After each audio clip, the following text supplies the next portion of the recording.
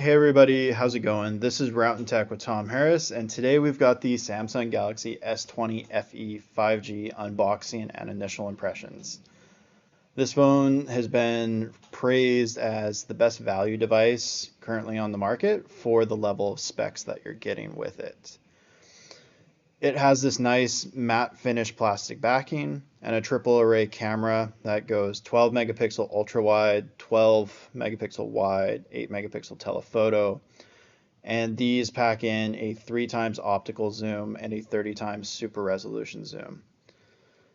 On the front, we have this nice 120 Hertz display with one of the smallest hole punch cameras that Samsung has fit into a device.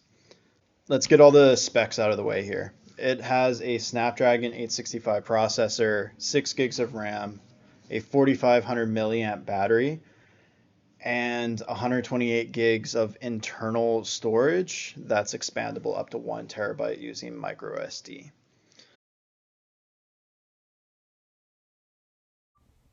In the box, we see that we've got a USB-A to USB-C charger and a wall adapter. Overall, Samsung brought some great features to a device at a price point that hasn't been seen in a long time, and I think the S20 FE 5G is a pretty solid buy.